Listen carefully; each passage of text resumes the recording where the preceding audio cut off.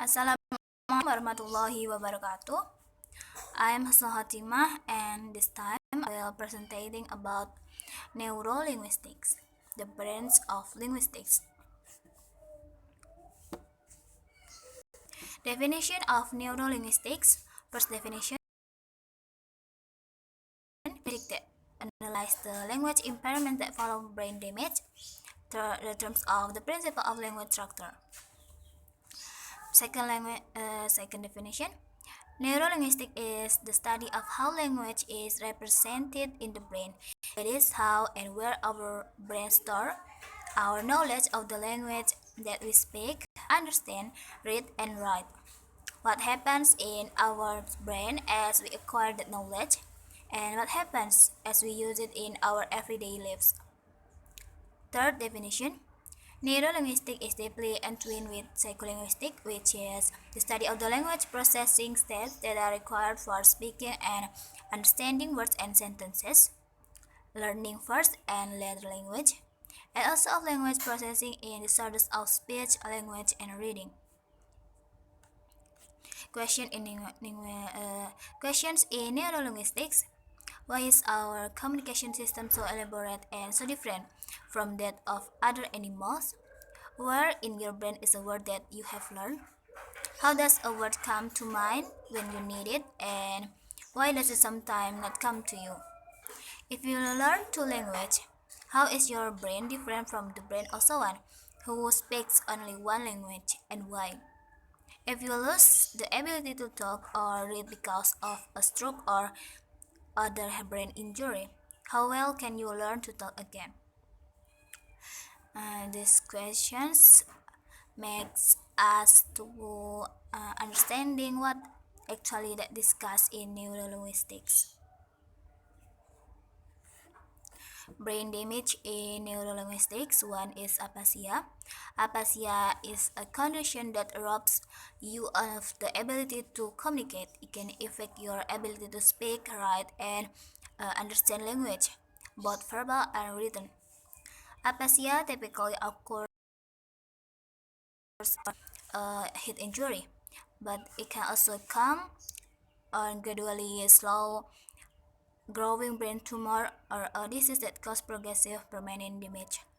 A person with aphasia may speak in short or incomplete sentences, speak in sentences that don't make sense, substitute one word for another or one sound for another, speak unrecognizable words, understand others people's conversation, and write sentences that doesn't make sense.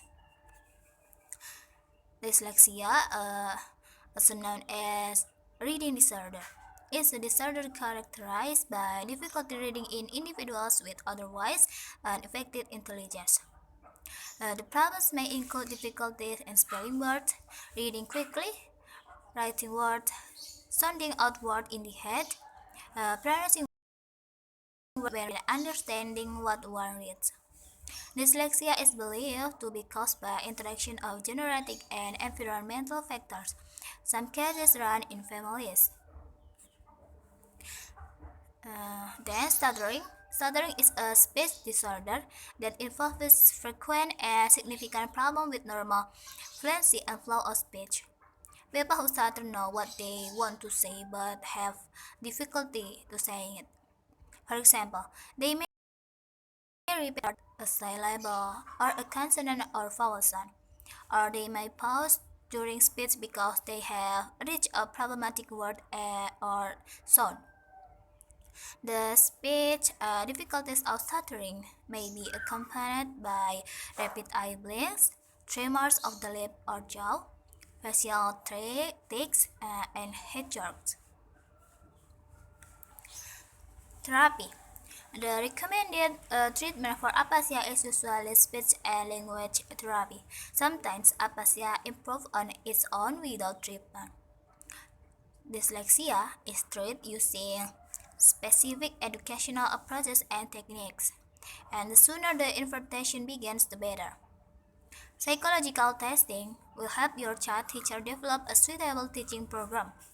Teachers may use techniques involving hearing, vision, and touch to improve reading skill. For stuttering, speech therapy can teach you to slow down your speech and learn to notice when you stutter. 2. Electronic devices. Several electronic devices are available to enhance fluency.